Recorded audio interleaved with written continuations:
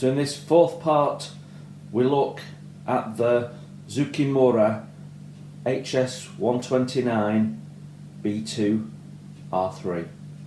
So let's take a look at the box.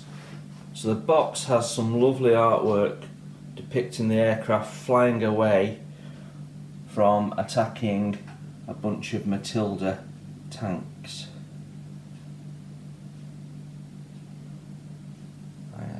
I'm guessing that's the one it attacked. So yeah, some lovely artwork. We've got quite a deep box. I put my hand there, you can see. It's the deepest box of all of them that we've looked at in this series. So on this side we've got a couple of photographs of the finished model. Then we've got some hazard and health and safety information. The two box ends are the same, so we have the same artwork as on the front. And basically what this is, and then on the back edge or top edge of the box we've got more photographs of the finished model and commentary in Japanese. There is nothing on the bottom of the box. Taking the lid off the box, and we're presented with a really nice inner box. And of all the four models that we've looked at, the packaging is the best on the Zoukei Mura model. It's a gate-folded, proper robust box. So as we open it, we can see it's a nice, thick, good quality corrugated box. That means that no matter how long you take on this kit, you can store the parts safely without worry of the box getting crushed or collapsing whilst it's in your stash. And there we have what's inside the box. Now the box is full-ish, but there is space in there. So as you can see, I can move things around quite easily in there. So the parts are getting moved around a bit in transit, which is perhaps not ideal. So we're now in a position to judge all four kits in this last video. And if we think about boxes, what Tamiya do is they put a little cardboard divide in between the sprues to try and hold things together. The etched brass was stuck down on a piece of cardboard so it couldn't move and couldn't get bent and damaged. So out of the four, the way the contents is presented, Tamiya I think do that the best. Right then, let's have a look at what we get in the box. Okay, so let's start with sprue A, and it's clearly marked which letter it is, and then we have numbers for each one, which are actually a little bit difficult to see, but the sprue is clearly laid out. So we've got here fuselage halves, and what I think are I think that's part of the tail assembly. I think that's the tail bits.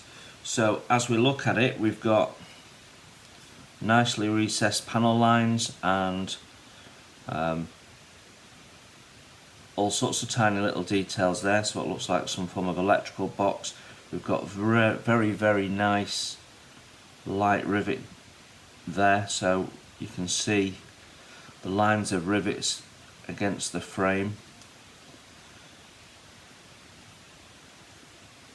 There is texture on the flaps here, between the ribs, and some very nice rivet detail. And if I show you that,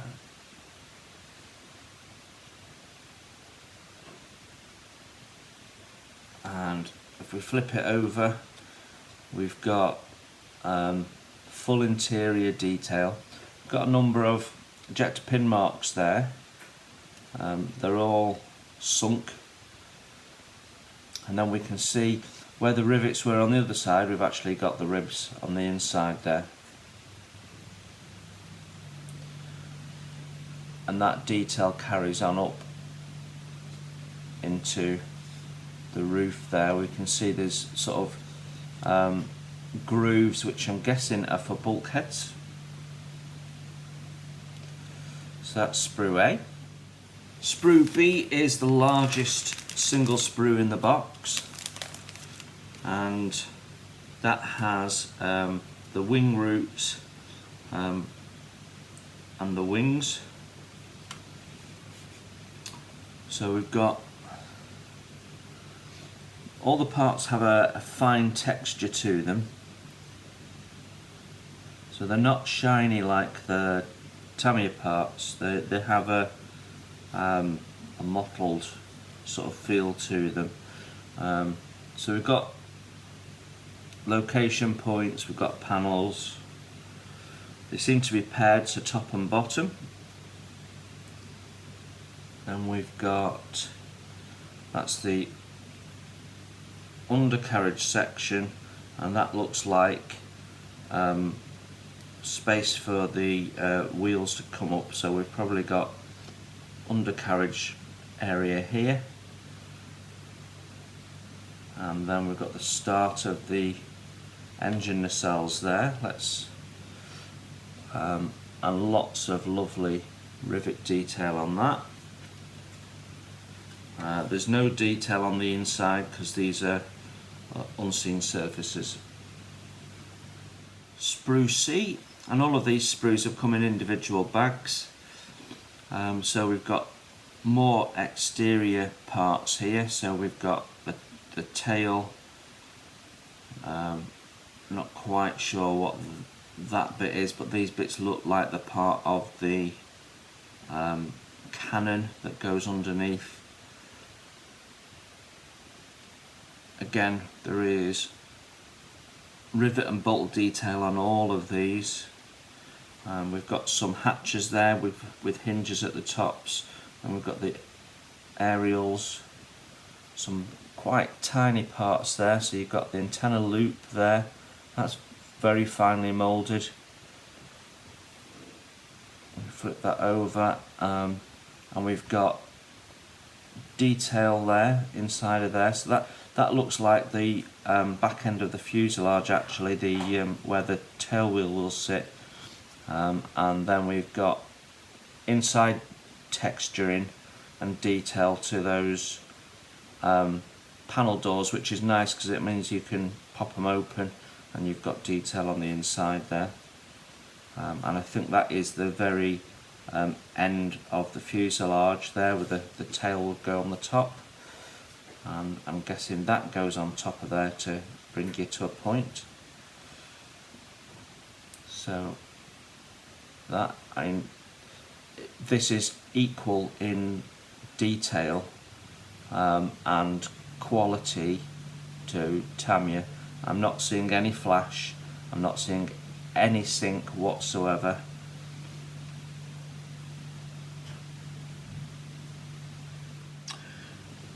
Sprue D. So we've got nose cone assembly, so this is the underside bit and the front here. I don't know whether that's options, maybe. So we've obviously got some interior detail here as well, and you've got levers. You can see that they're quite thick on the top. We can probably do something with that. Lots of lovely rivet detail though. No real interior detail at all on these parts. Sprue E, now there's two of these in separate bags. And what I do like, and what I'm noticing, is that the parts seem to be grouped together on the sprue. So this sprue is all engine, and that probably means that you're just working off one sprue at any one time. And I do like that. I've seen that a little bit more recently. The Airfixers Hellcat does that, for example. And there's some really nice parts on here. I mean, the push rods look absolutely exquisite, and there's no seams on there that I can see. The radial engines are made up of a back and front, two parts there, and the little ridges of the cast metal parts there aren't over exaggerated. They feel right. We've got some pipe work there, the exhaust, yeah, that looks really nice.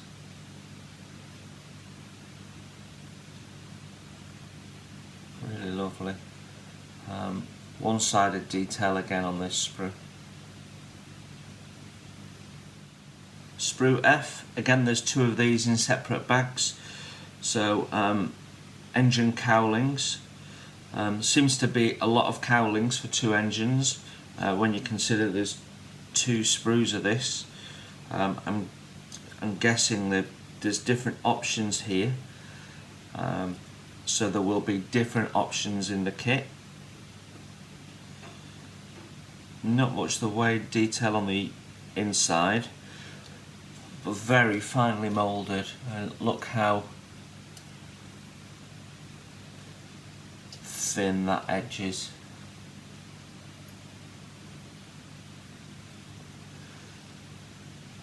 And then you've got panel detail with hinges.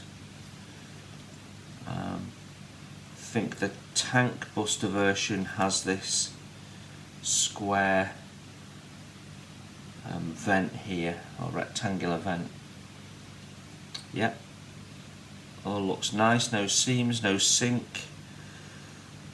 Just cut those parts off and put them straight on. Okay, G, so we've got the underneath parts for the engine nacelle there. I'm guessing those look like the hinges for the flaps. Pitot tube. So exterior detail on of this. Some of this has interior detail, so there's some pipe work there. Some of that will need thinning out. Yeah, really lovely. I'm really looking forward to building this actually. This might be moving up my build schedule because this is very, very nice. And there's very fine rivet detail on here. I'm not sure, I'll have to see when we put it under some primer, but there might be some sink in there. I'm not sure. It might just be plastic swirl. If there is, it's very slight. Sprue H,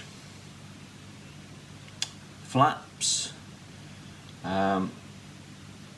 These larger flaps are single pieces, and you've got some, I can feel the undulation of the texture in there, so you can feel the ribs, and that does feel nice, looks good.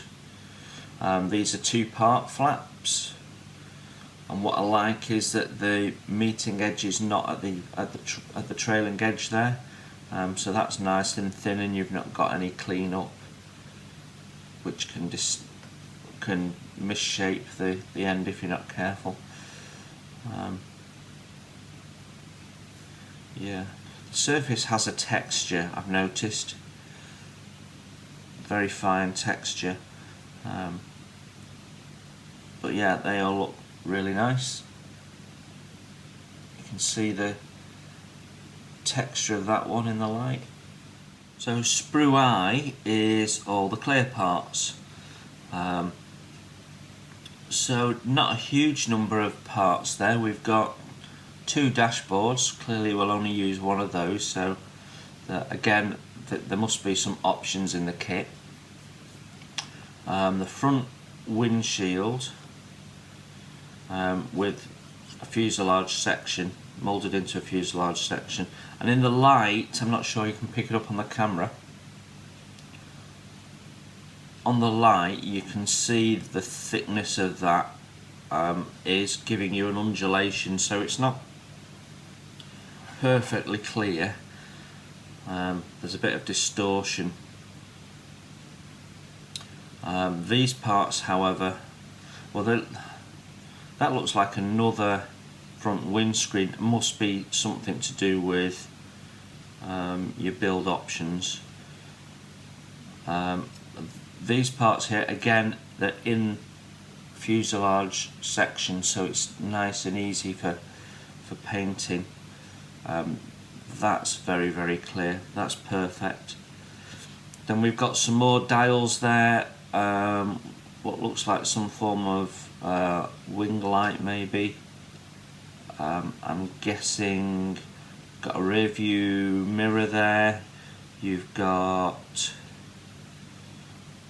don't know what that is, I can't tell without putting my magnifying glasses on. I'd imagine it was some form of sight or something. And then we've got the little wingtip lights there.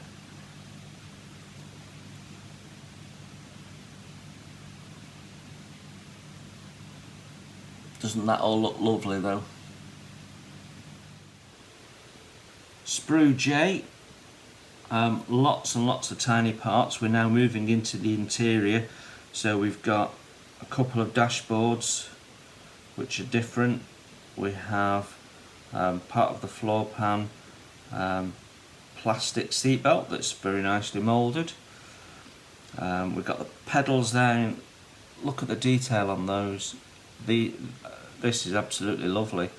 We've got little levers there, individual levers there, which are really finely cast. It's beautiful. It is really nice. Lots and lots of tiny parts, and look how delicate some of these parts are.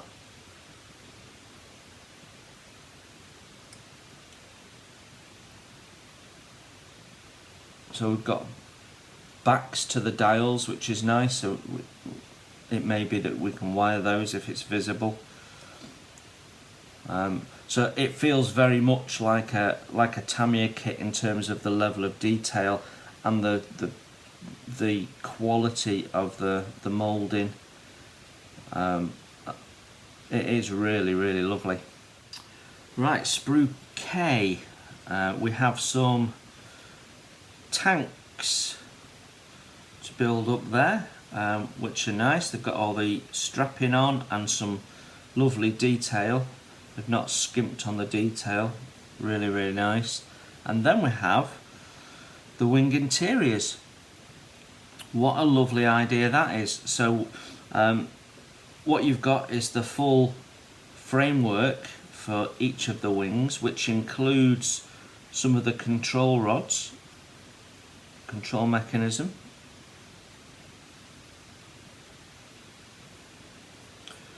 What I would say is the seam on the inside is very, very heavy. There's a lot of clean up there to get that looking right, and I also wonder if they're a bit heavy and these are all a little bit thick, slightly overscale maybe, but what a lovely idea. It means you can have one wing skinned and the other wing unskinned if that's your if that's the way you want to go. So you could show the insides, so that gives you the modeler another option that we haven't had in any of the other kits. It also probably means that when we do put the wings together, if those wing sections go over the top of this, it will help make sure you've got a perfect location. We'll have a look in the instructions, but yeah, that's a nice touch, a nice thought that. Well, the sprues keep on coming. We're on sprue L, and we have lots more interior detail. So we've got what looks like tail wheel or tail wheels. These are solid. Oh no, 2 halves. Feels quite thick. You've got internal frame for the tail end of the fuselage there. We've got all sorts of boxes, mechanical and electrical, radio sets. Look at the arm there for the rear wheels. Lots of little internal parts. Bulkheads. So it looks like we've got a full set of inner fuselage bulkheads. And they've all got very fine rivet detail on in places and bolts. Fuel tank there. Has a sort of a triangular construction, which is gives it quite a nice look to this aircraft. I like quirky aircraft. And then on the other side we've got lots more interior detailing. There's some sink on there, unfortunately, but that's the first sink we've seen. But you're not going to be able to clean that up without losing the very fine detail on there. The rivet detail is exquisitely fine. Yeah, there's internal detail on there as well. So this is the cowling for the cannon, I think. This is absolutely on par with Tamiya, without a doubt. Without a doubt, it is lovely.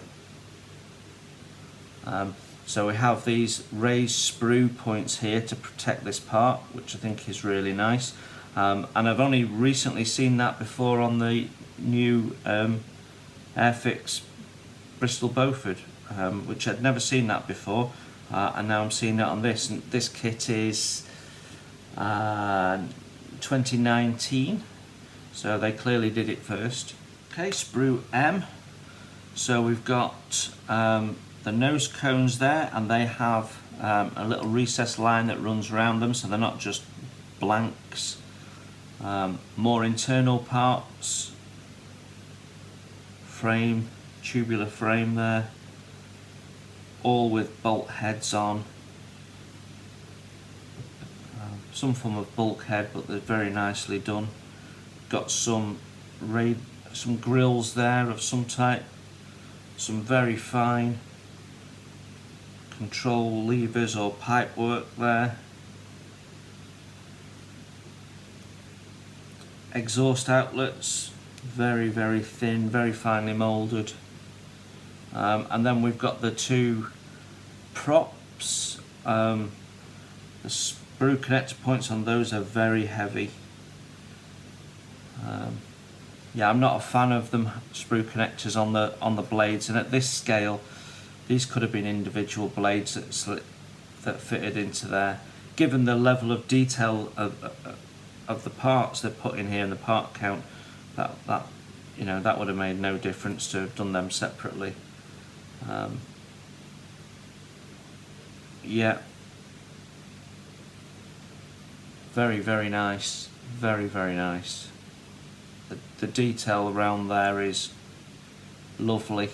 Okay, sprue N. So we've got the wheels there. They're not weighted, and they're totally smooth. There's no tread on those. I don't know whether that is correct or not. You've got solid legs here, which actually have some of the heaviest seams I've seen. There's quite a bit of clean up on those. Got brake pipes and parts of the assembly there. It's all beautifully done, but the seams are quite heavy on this sprue. Almost bordering on flash, but not. Yeah, very nicely done though. The shape is lovely.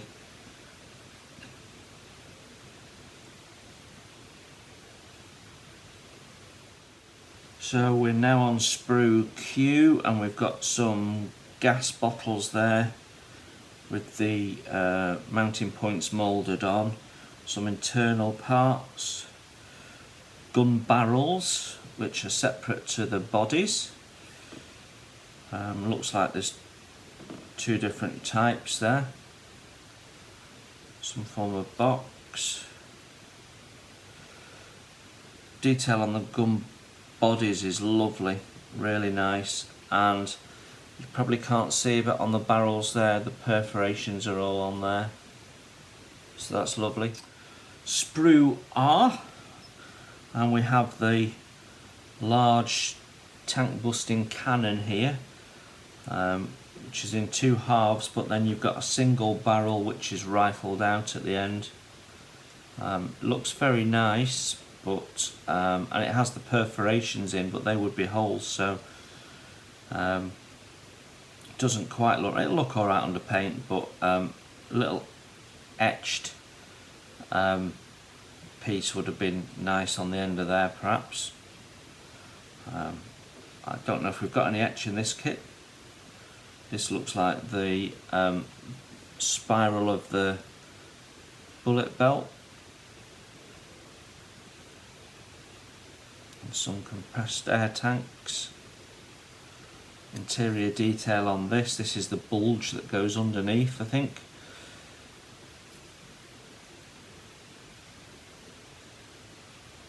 Some very fine handles there.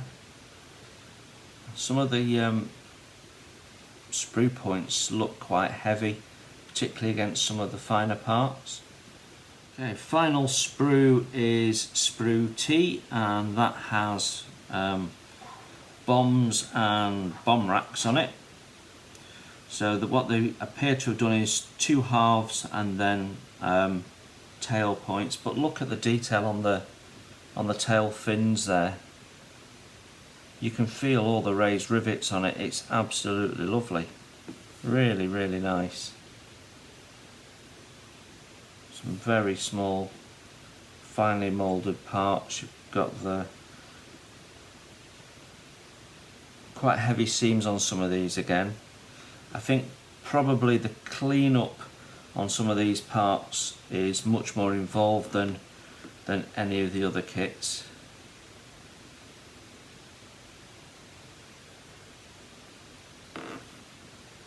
But the level of detail is stunning.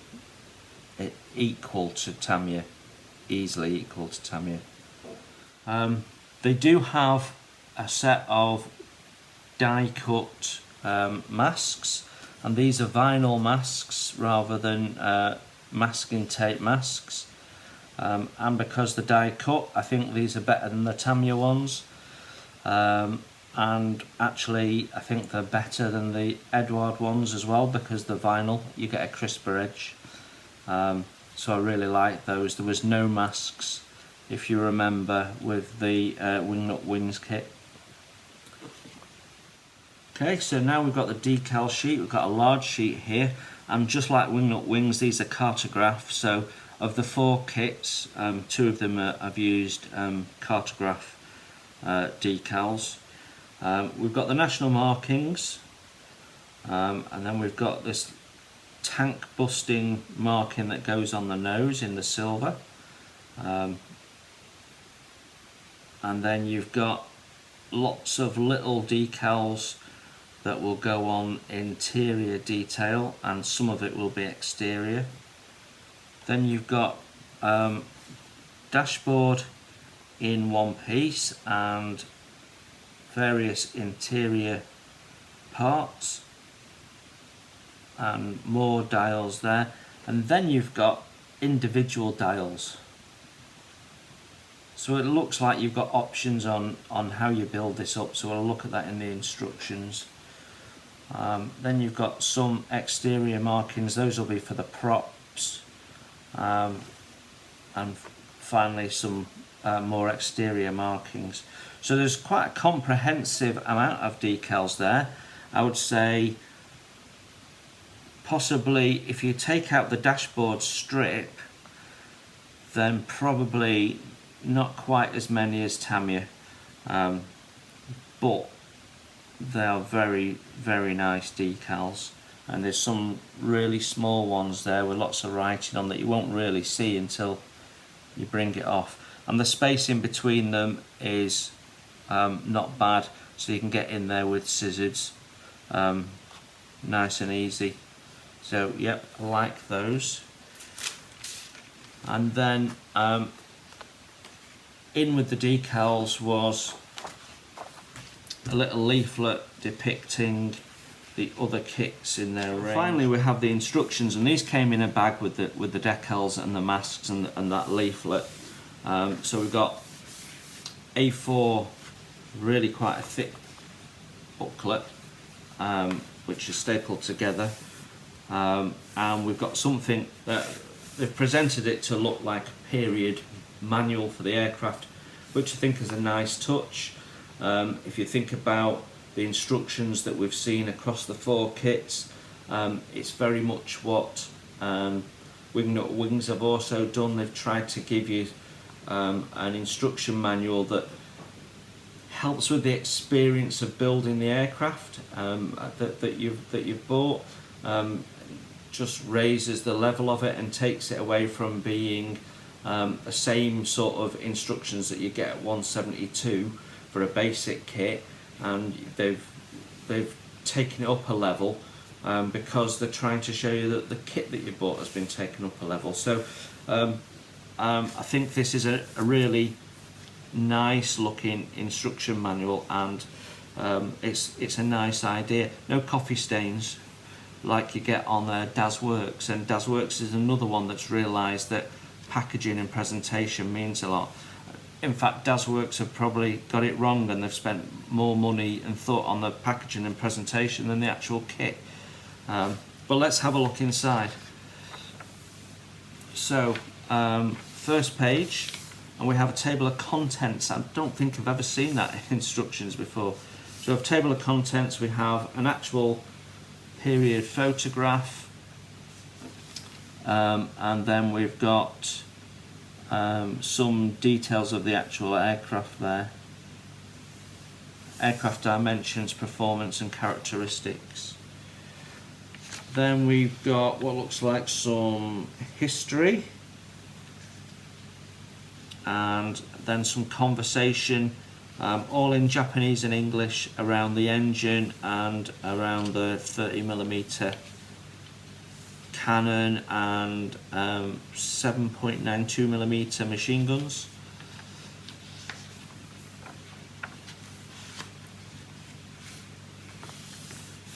Then we have a blown out picture of the aircraft, and it is slightly translucent, so you can see the internal bulkheads.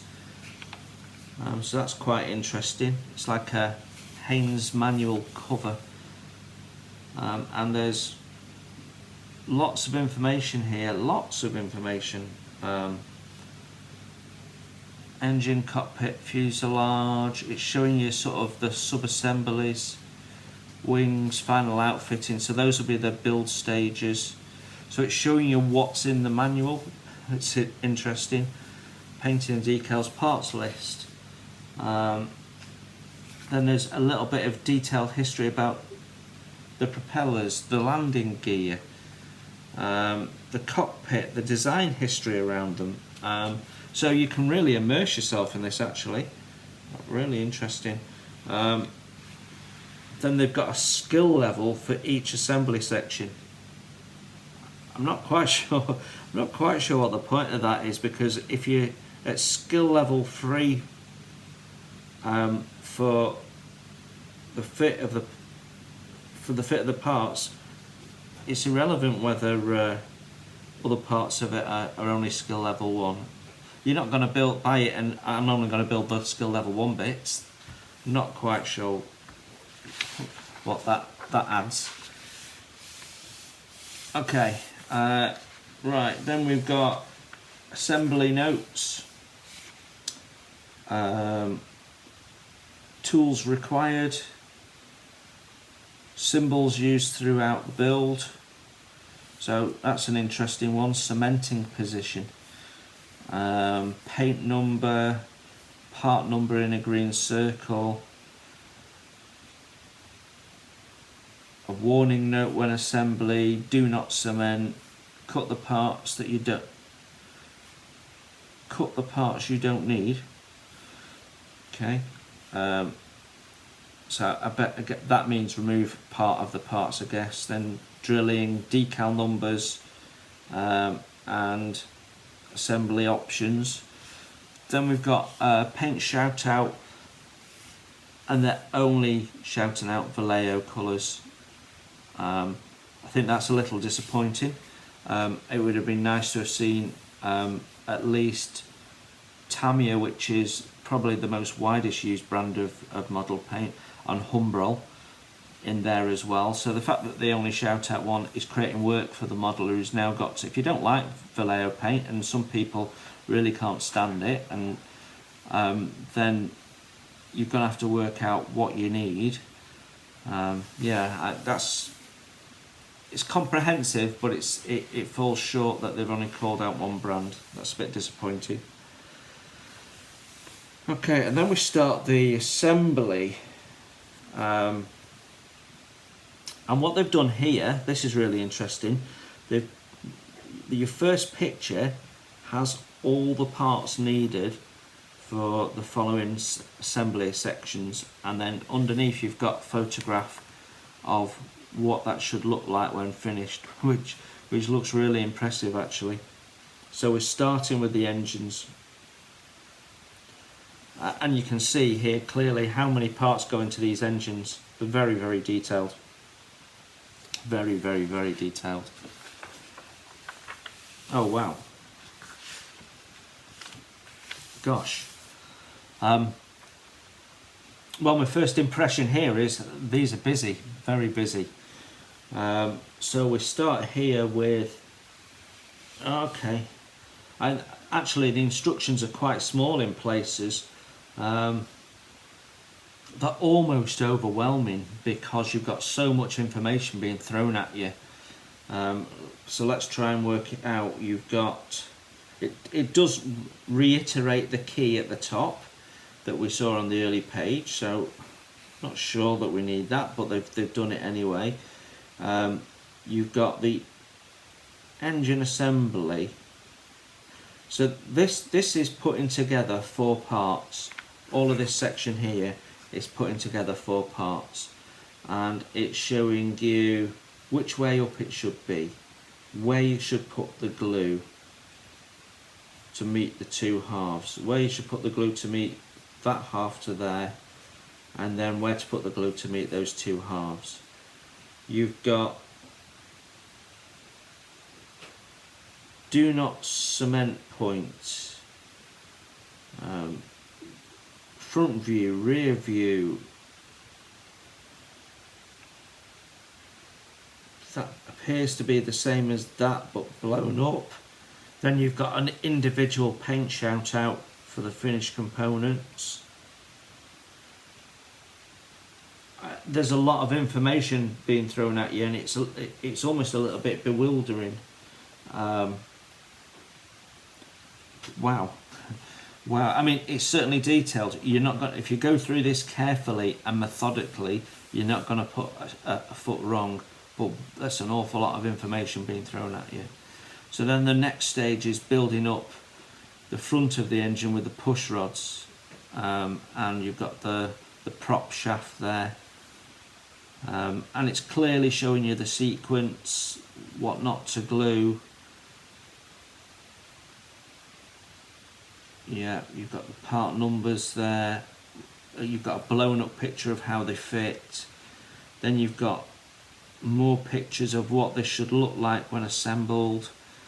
Then you've got the little paint instructions, which includes the little brass bits on the push rods. So that's your next step. So 3.1A, 3.1B, 3.1C. Okay. Then you've got the back end of the engine assembly. So I'm starting to understand it now. It shows you the assembly, then it shows you the orientation of the parts, and then it shows you the final paint, and then it lists all the paints you need for this page at the bottom. So basically you come to the page, you get out everything you need, you clean up your parts, and then you follow this. It's very, very detailed. Very detailed. Okay, so then we go on to adding the pipe work. So the same format of this is how you do it, this is what it looks like in front and side on view, this is paint instructions. So now you understand that, it gets a little clearer. But that initially looks really very, very busy.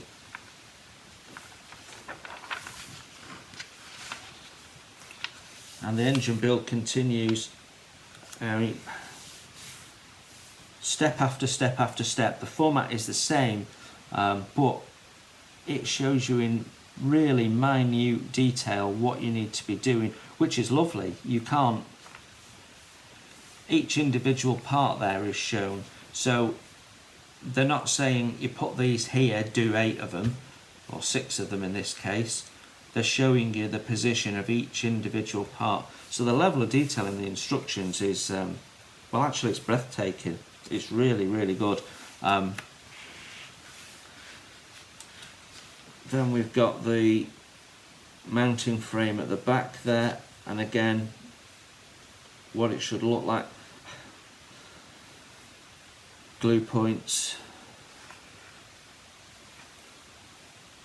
Then we've got, oh okay, so we've got a little frame here for mounting your engine on, so you could display the engine outside of the aircraft on a little frame, which seems to be sections that you cut out of the sprue.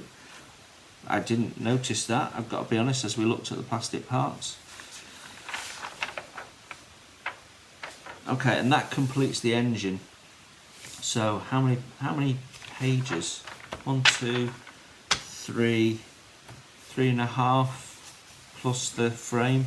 So 4 pages in total just to build the engine, and of course you've got to build 2 of those, so you'd be doing that twice. Then we've got the cockpit, and the same again, it shouts out all the parts for this sub-assembly.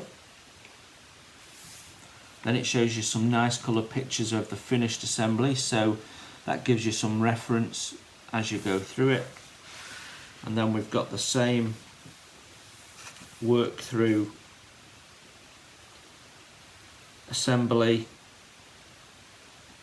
paint, and the finished parts in different views.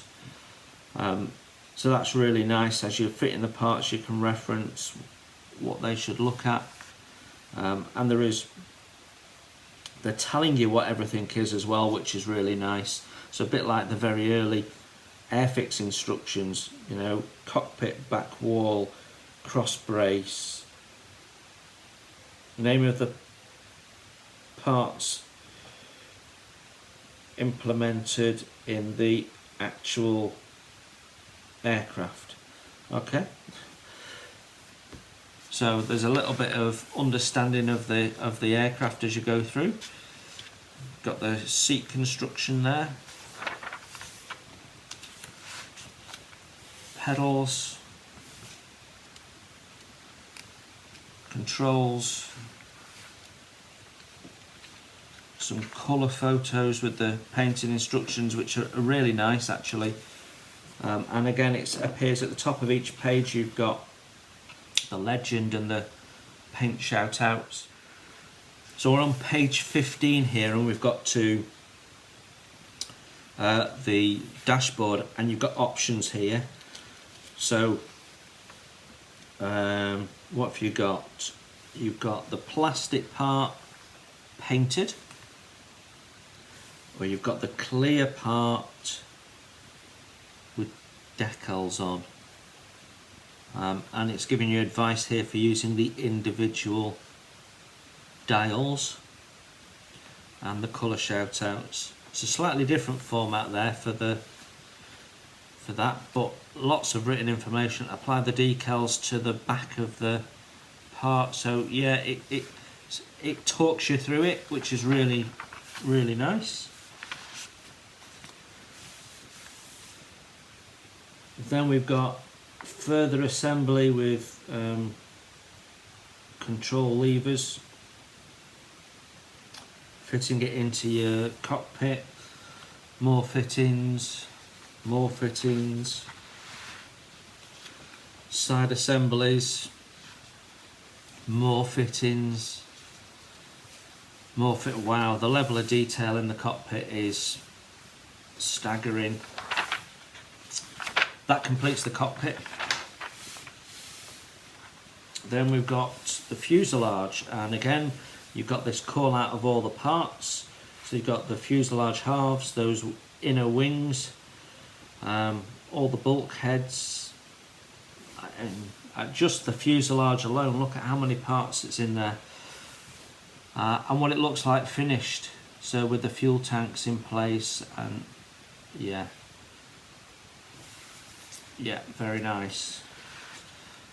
So it then takes you through the build of that. So you're building up small parts first,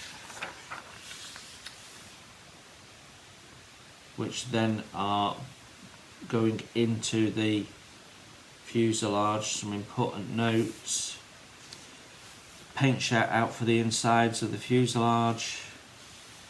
I guess we saw some little doors that could be possibly left open, so you will be able to see into some of this, which is really nice.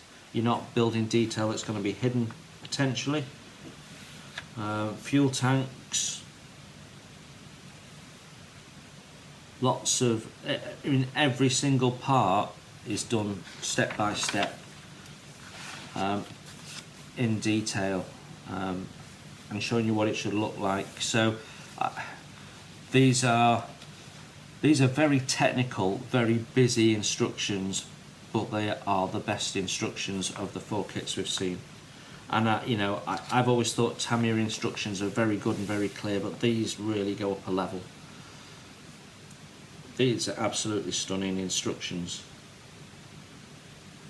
So yeah, so it's showing you this is how to build it to make sure you've built it in the right order. It's not just saying these parts all go together, do it. It's saying this part goes in there, then this part goes in there, then this part goes and attaches there, and we've blown it up so you know what it looks like, and this is what it should look like in orientation, and this is what you should be painting it.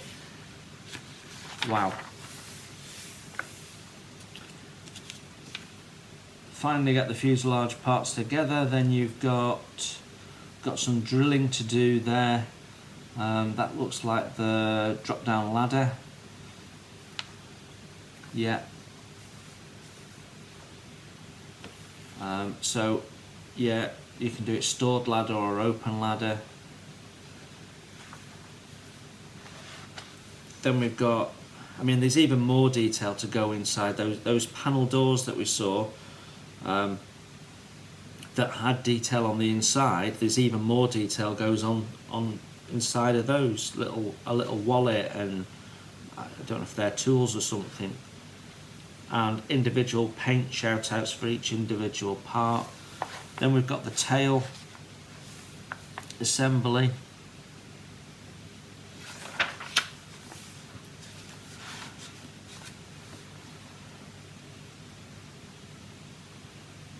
Gas bottles and more small parts, individual colours for those.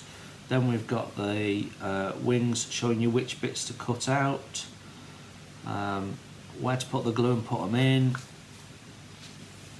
orientation, even more parts. It just goes on and on, doesn't it? And fuel tanks. So yeah, they're attaching in. So this is where we saw the heavy seam, but some of it might actually be disappearing behind the tanks.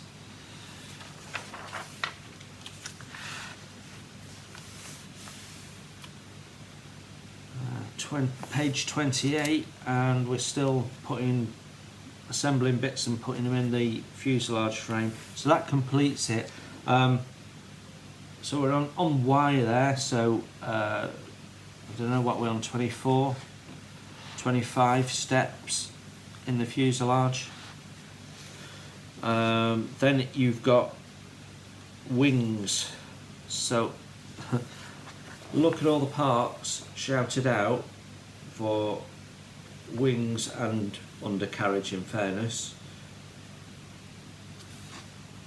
That's a huge number of parts. So exactly the same process and format. Starts with some important information. So there's no stone unturned in these instructions. It tells you the dimension of your drill bits, which is nice. It's not left to your imagination. Like I'm not going to mention any names, Airfix, but then you've got the construction of the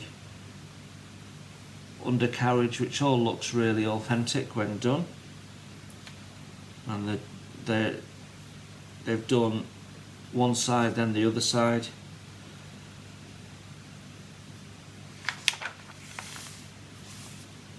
Then we're building up the engine nacelles,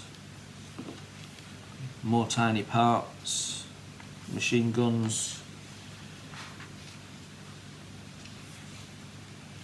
upper wing, outer surface plates,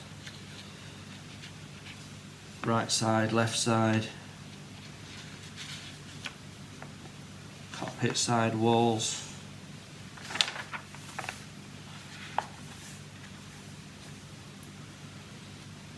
more side walls, nose skin. We've got this. We've got some note there, design concept of what seems to be the.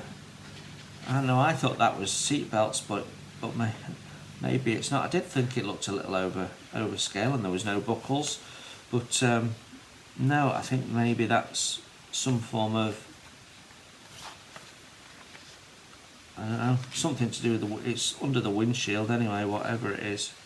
I'm sure it tells me in there when I get around to reading it. Then you've got mounting the engines and putting that together.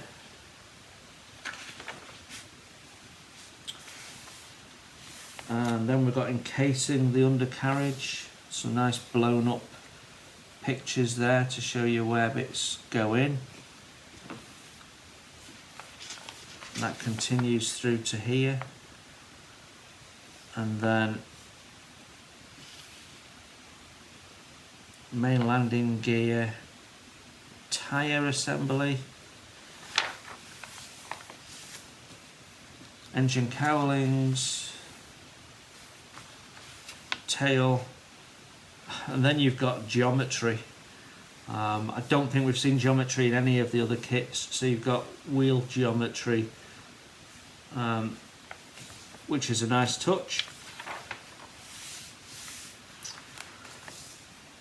And then final outfitting. So that's your props, and you've got the little hinges there for the flaps and the flaps, the clear parts, the cannon, and what it looks like finished, which effectively is what the model looks like finished. Then it takes you through those, building the flaps. I'm rushing through this now because in terms of the detail of the instructions, it's much of a muchness. It's just they go on and on and on because it's so detailed.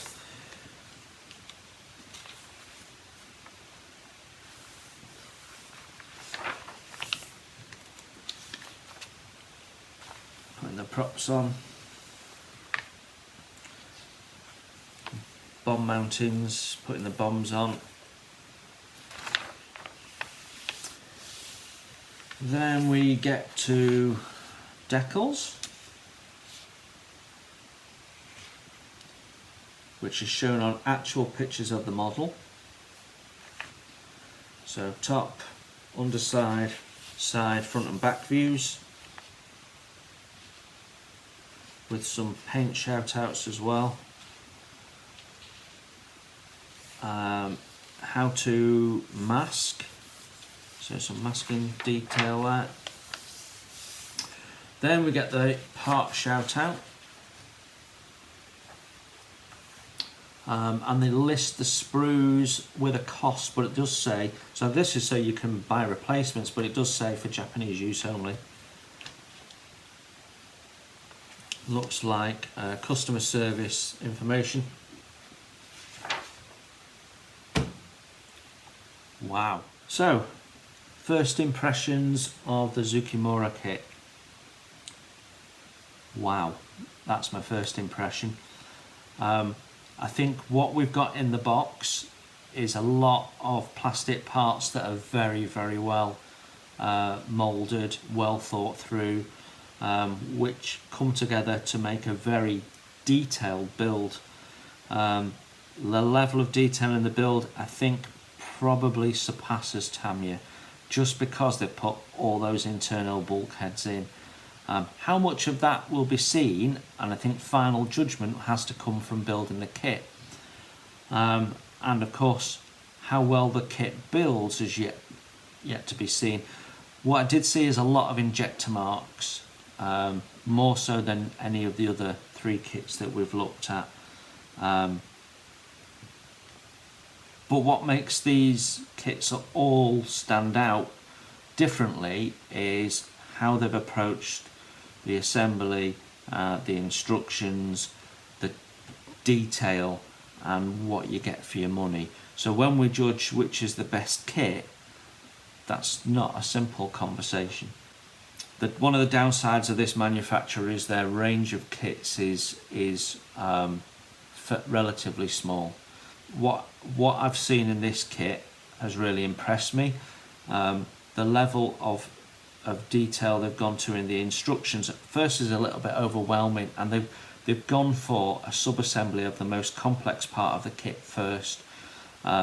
So the hardest construction is done first, but by doing that they're sucking you into that build. And it's interesting when you watch people build the Airfix 124 Hellcat, how many people start by skipping through to the engine and building the engine. So I think it's really interesting.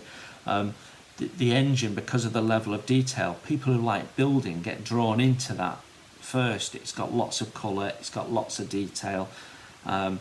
It's something that attracts the modeler to it, and they've started that process at the front of the build, and that sucks you into the build.